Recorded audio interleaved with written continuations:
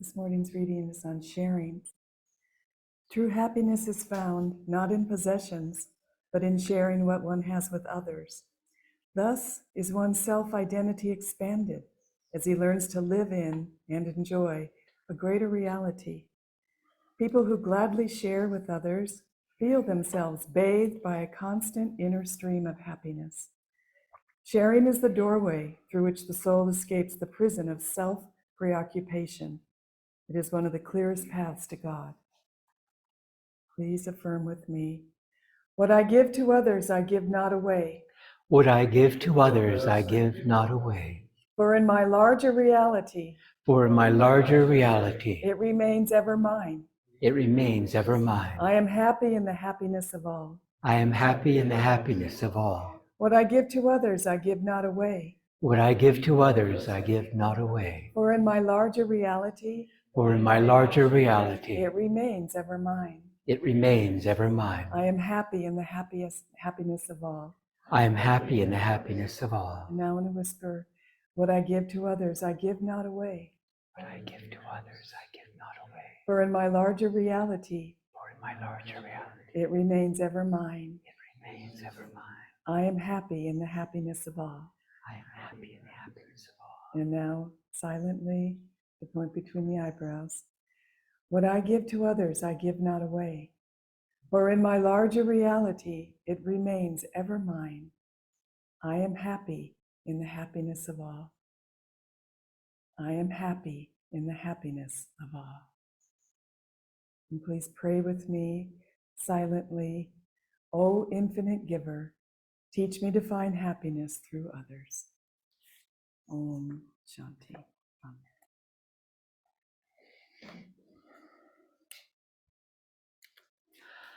Good morning to everyone and those that are tuning in online. This reading is from Whispers from Eternity by Paramahansa Ananda,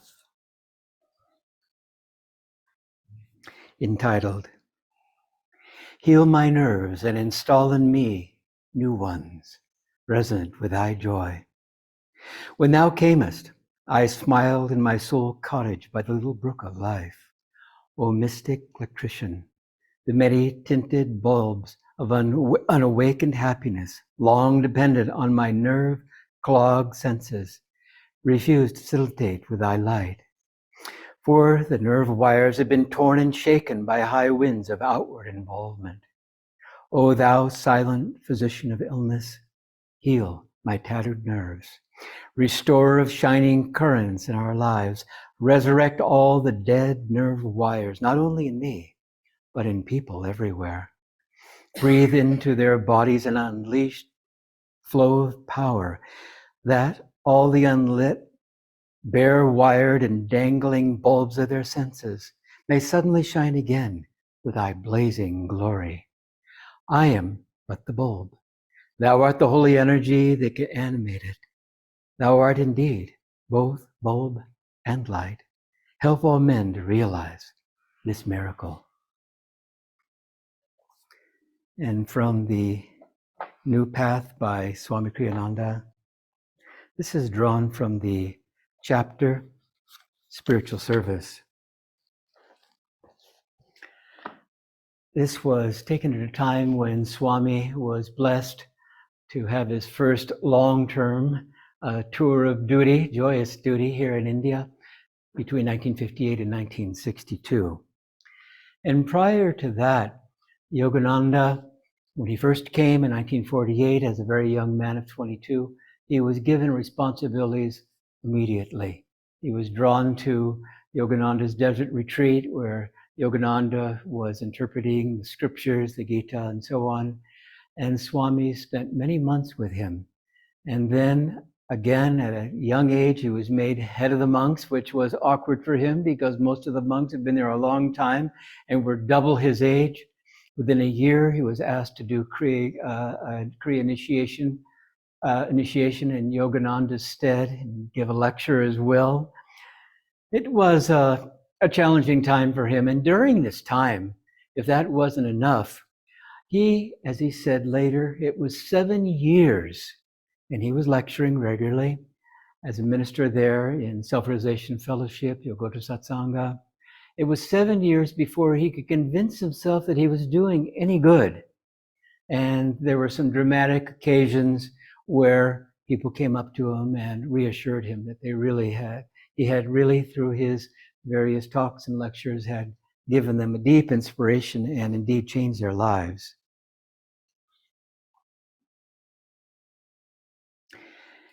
And so we read, I had entered the ministry reluctantly years earlier. Now, the more I tried to serve God through others, the more clearly I experienced his blessings in everything I did. Before the first of my class series in New Delhi, I invited our local YSS members to my hotel room to discuss plans. There weren't many members. They came cautiously, sat cautiously, and cautiously suggested that we rent a small schoolroom where I might address them and perhaps a few friends. I felt, however, that Master wanted me to make his message known to thousands. Let us rent a large tent, I said. A large what? They gulped apprehensively. For how many people? About 1,800, I replied. Their look intimated that they thought I'd taken complete leave of my senses. At last, however, they gave in. The tent was set up on a large empty lot in the outlying district of New Delhi. The day of my introductory lecture, I was meditating in a nearby home. At 4 o'clock, the announced time of the talk, one of the members came over to fetch me. It's a good crowd, Swamiji. About 100 people. 100 people. In a tent large enough for 1,800? Later, I was told that one member had already begun pacing up and down outside the tent, moaning, our reputation will be ruined. Master, I prayed, laughing inwardly. I had the feeling we'd get at least 1,800 people. That wasn't my desire.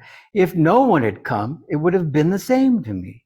But then, recalling people's tendency to be late, I told this man, let us wait a little. 7 minutes later, he returned. There are 200 there now, Swamiji. Had we better start? Not yet, I replied. He left, wringing his hands.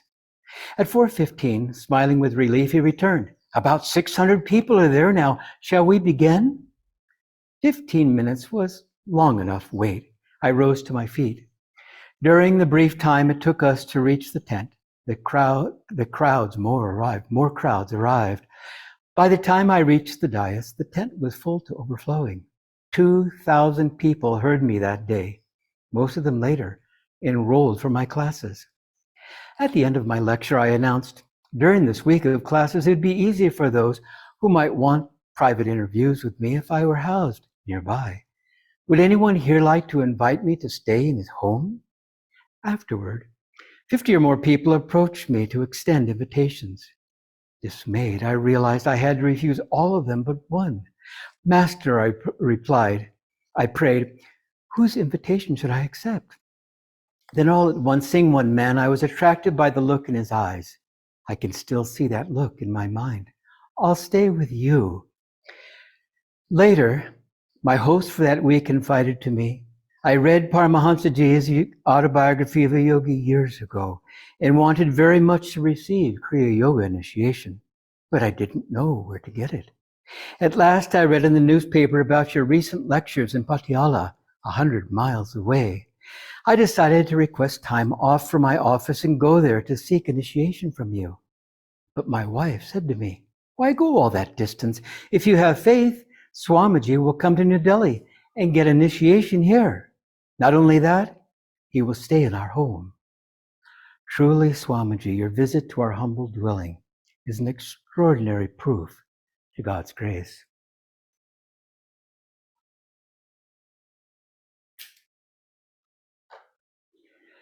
When we first came here, as I like to call our second tour of duty, we were in Gurgaon, many of you know, Roma and I, in 2005 for about 5 years. And then because all of us need to make our own way financially, we were transferred to Southern California. It was our good fortune that Swami was there too at the time, beginning the Los Angeles Center. So not a problem, but still there was a wrench. because we had left India and didn't want to leave. But then we were called back in 2012 and asked then to come to Bangalore. And when we got here, the thought was of a place like this. Truly, there was that strong feeling, and yet, one doesn't know if these things will come to pass, but there it was, and it was strong. And so we were surprised when we arrived. We were in a little center in Bangalore, which had started 3 years prior to our arrival in 2012. And the monks would come down, and Dharmaraj Nirmini and many others, ourselves included, to Bangalore, giving weekend programs. And we were surprised with a center larger in Kormangala. And then after a couple of years, we went to Jayanagar. We were there for some time, then to JP Nagar. And then in the middle of COVID, to make things dramatic, then two dear friends of ours, because we were looking for land, sent some pictures to us of this place. And even though, we were kind of with our masks and all, we did, which was tradition, as we moved from place to place, a number of people came. What did they think? We all loved it. And so we said to the landlord, lightly giving him, space to think about it. How about if we meet next week? We can talk. He said, well, how about now? So, okay. And so we signed the lease, and this next month we're about ready to sign yet our 3rd year lease. And it's been such a joy.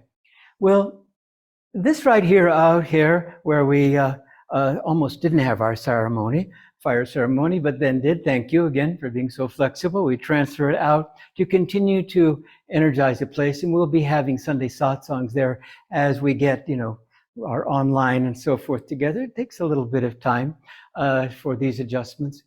And that's why patience is a shortcut to finding God in all that we do, in small endeavors and large endeavors. Think of it. Swami Kriyananda, at the age of 15, extraordinary, was thinking about community. And he would talk to his friends about the thought of starting community, and they were interested initially until they saw how serious he was, and then they all left.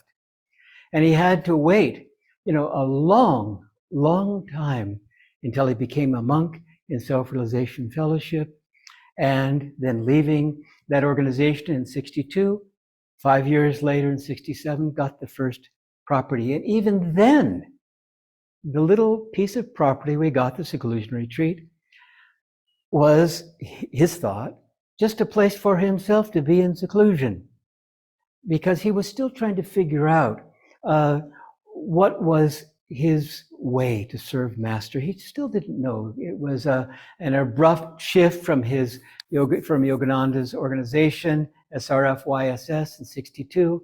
5 years later, he was still trying to figure it out. And yet, Divine Mother conspired. There was this little girl, her name was Cece. She's about 4 years old, and an enormous amount of energy, like all the kids here in India.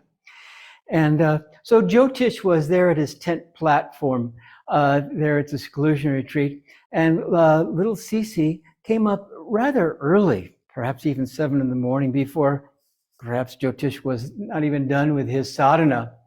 And he heard her saying, oh, because he was on a tall platform. This is a challenge. I'm going to have to give it my full blast. And so up she hopped on top of the platform. I don't know the rest of the story, but no doubt Jyotish,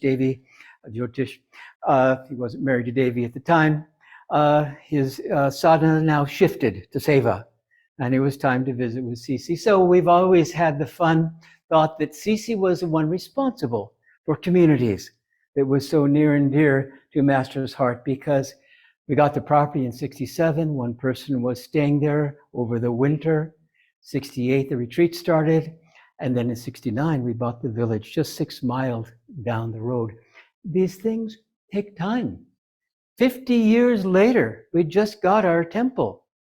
Did we have temples there at the village? Oh, yes, absolutely. Bless you. But it was, one over here temporarily and one over there temporarily and so forth. And yet we were always thinking, one of these times we want to have a temple at the village. And now, of course, we do, and it was inaugurated in our 50th anniversary. We just had India's Independence Day, and now we're having Ananda's 20th anniversary, and this time has flown by. When I came to Ananda, I was the baby. I came as a teenager many years ago, and now in a couple of years, Roma and I will be 75. Now, what was that about? How did that happen?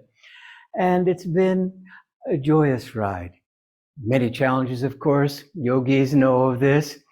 We've all had our challenges, but really the undercurrent all along has been joy. And there's been many, many surprises along the way. Just last night, it may seem a little unorthodox, along with, the quote unquote proper preparation, readings, and so forth. I couldn't help. I wanted to listen to one of Swami Kriyananda's readings of P.G. Wodehouse, who he loves so much. And we've done many, many plays, and he's just an excellent reader with all of his accents and so on. When I first got to Ananda and was introduced to his favorite humorist, his writer, P.G. Wodehouse, I thought, I just can't understand what's going on around here. I thought we were just supposed to be meditating and chanting and serving, and here we're all heading off to Swamiji's house. He's going to read us a story of P.G. Wodehouse. Who's he? I didn't even know who he was. Now, last night, I'm watching P.G. Wodehouse. Why? Because Ananda, bliss, joy, comes in many forms. Naturally, it comes through satsang. We, again, are drawn again and again and again to come together in so many instances because we share this joy. God is joy and joy is God. And out of the joy is everything, comes then the many, many qualities of love and wisdom and compassion that we are all seeking in common.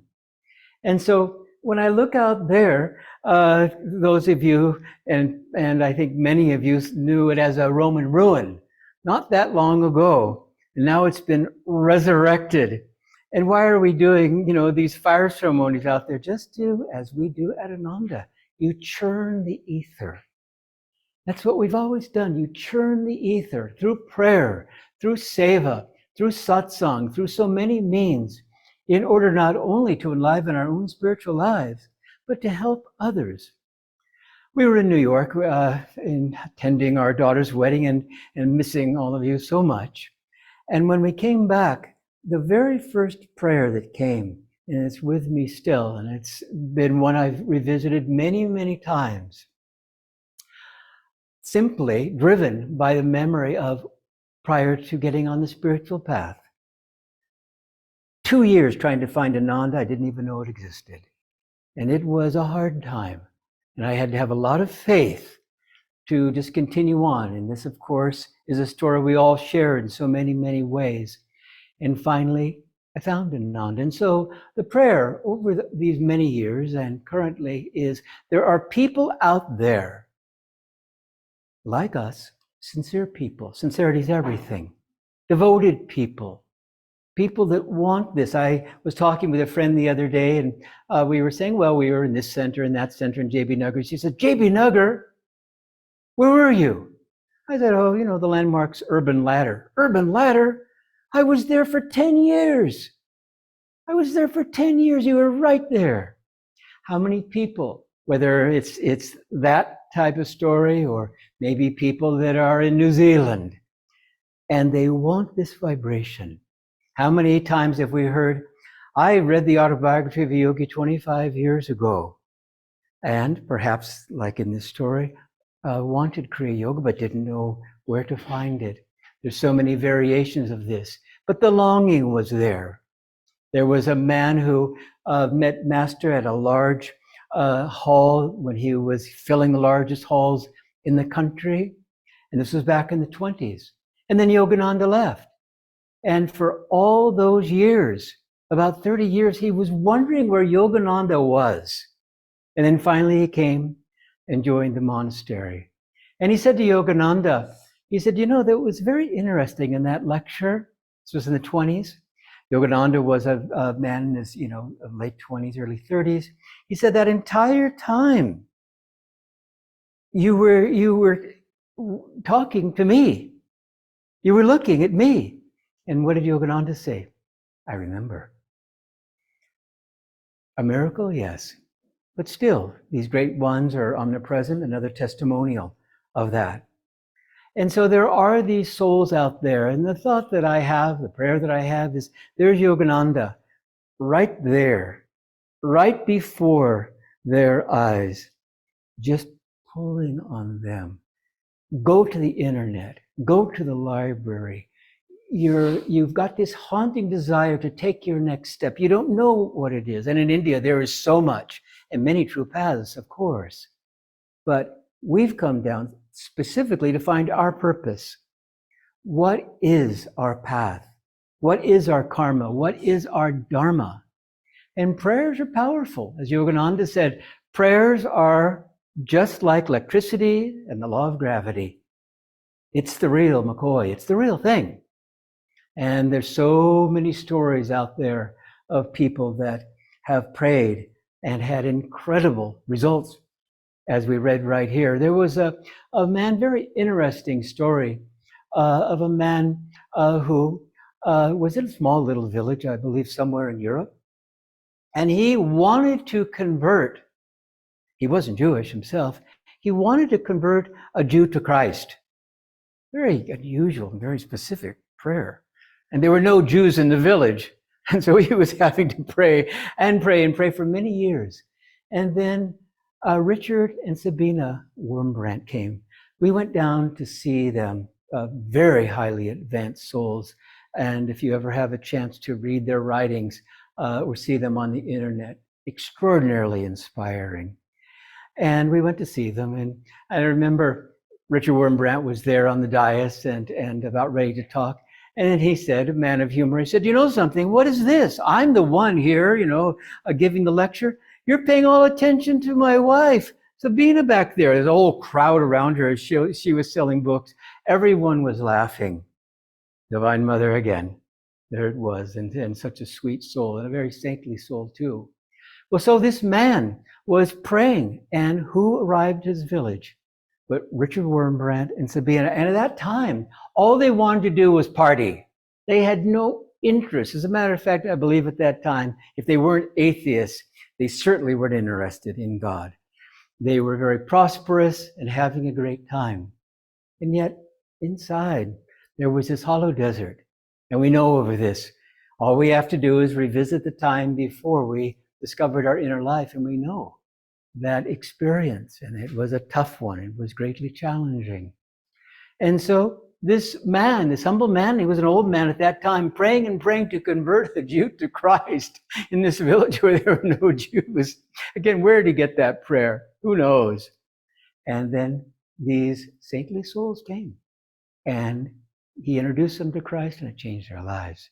And they changed the lives then, over time, of millions, with their writings, with their presence, with their sacrifice, especially with their joy. And so we now, and I have this image that we're all on the boat, safely on the boat, and we are very confident that we're moving along. And the next moment, the next day, God comes like a thief in the night, this incarnation, whatever it might be, then we will find God. We will realize our divinity. And we look down, and there in the water, all these people swimming, they're not on the boat. They're looking up at us, and what is their desire? Would you please throw me a ladder, a rope, a boat, anything? We want what you have. And so, of course, it becomes very apparent. The fruit of joy is a growing compassion. The fruit of joy is a growing desire to touch people's lives that right now are suffering needlessly. They just don't know. The good people, many good people, the many billions of our brothers and sisters in this world, many, many good people, but they haven't yet gotten to the point where they're ripe enough to take their next step. What do they need? That's why we have satsang. What do they need? They need someone to extend themselves. It may be a smile that will change their lives. Smiles have a lot of power. It may be a prayer. It may be an act of seva. There's so many different ways. And for us, that's our responsibility to find out what is our dharma. How can we get out of the way and serve Divine Mother? That's what it's all about. When Naya Swami Jaya came here, our co-director here in India, I don't know what got into him. He's again, one of my mentors, wonderful soul, an advanced soul. He gave a fiery speech here about going out to Bangalore, go out to Karnataka. And I was thinking, wow, our hair was, blowing back, and have to watch that again. And I thought, he might have said, oh, it's so good to be here. And oh, you all look like a bunch of angels and so forth, as we do. And that would have been it. Don't rock the boat. But he decided to rock the boat. And these are seeds. These are seeds that all of us need in order to take our next step. What is that? What is our next step? And so that is the challenge that we all have, because it can be something that's for us just behind the scenes and very effective, because that is our dharma. To be behind the scenes doing what we can, of course, with prayer and other means. Others, Roma and I, like so many of the Anandacharyas, we probably ducked. I know I did. I'm sure she did too. When Swami was looking around, okay, now who should we send here or there and so forth. And Swami said numerous times, those that want to teach, I don't ask them to teach. Those that don't want to, I ask them. I think, well, that's not very fair. But it's because we're instruments. We don't want to be going around, strutting around thinking that we're something. We're nothing. We're instruments. But then again, we're everything, because we're children of God. And so Ananda has so many, many, many people, really thousands, that are involved in so many ways, that are doing what they can to serve and to touch people's lives, and not to convert. As Swamiji said, I'm not here to convert you to Yogananda. I'm here to convert you to your own self. That's very attractive to people, because that means that this is a person that's helping me take my next step. And that's, of course, is what it's all about. And so now that we have this out there, it's bigger than here, And when we were out there last Sunday, the internet worked pretty good for about half the time. We were happy for that, but we thought, well, we better not do that again. These online people are going to get mad at us. But this, to me, is symbolic of expansion.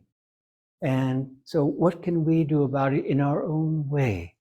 We've been talking about, going to different places around Bangalore and so forth, and who knows beyond, to touch people. And so, as always, seize the moment. The time is now. And so this is our hope, and this is our prayer, that each and every one of us will take the next step. Deepening our sadhana, very, very important.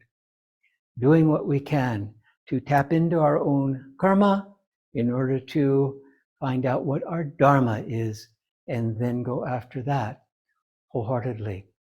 So again, as always, it's a joy to be with you, both in person and online.